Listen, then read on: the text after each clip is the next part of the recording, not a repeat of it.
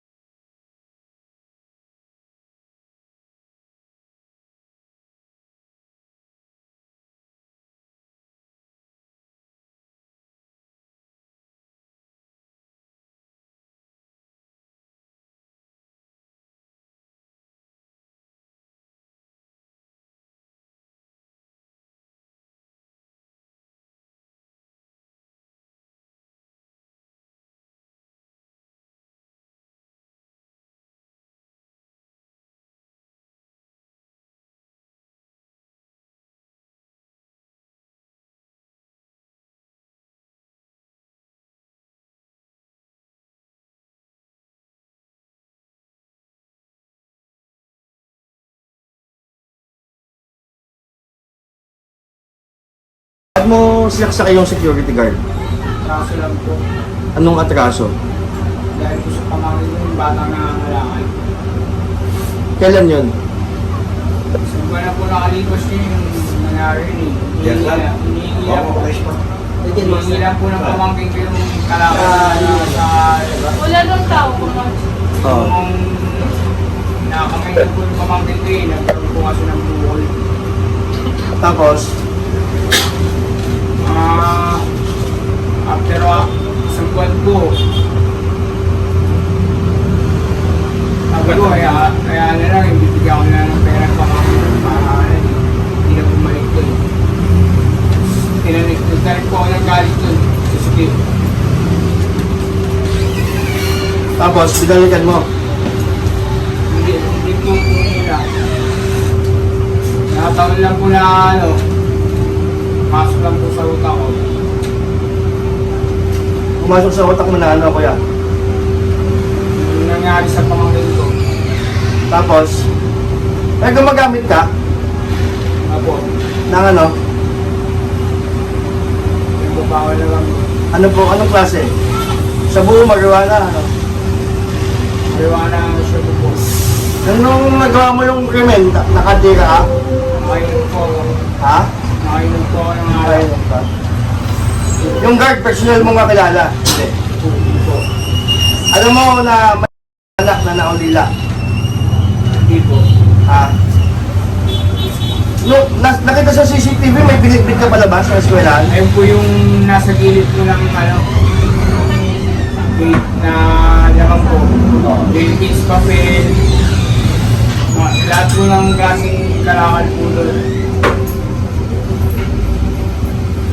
Binitbit mo palabas yung mga gamit mo sa loob, mga kalakal.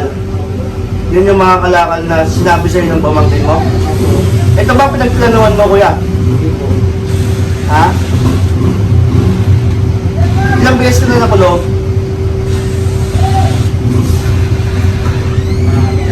Mga ilan? Anong mga kaso?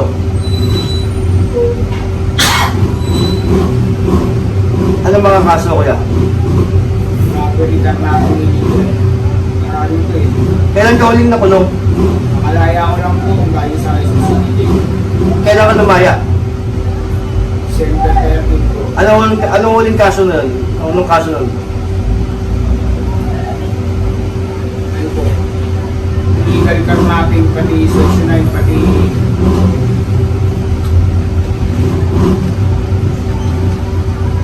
Ano? Yun po. Balikan kita, kuya.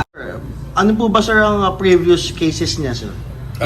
Allegedly, meron siyang robbery at parang involved din yata siya sa drugs. Kasi SOP naman yun na kung kahit sino yung mahuli natin, kahit anong pamamaraan yung nahuli, through warrant of arrest man or through sa pagpa-follow up natin, is sinecheck natin siya sa SIRAS at saka sa e-warrant.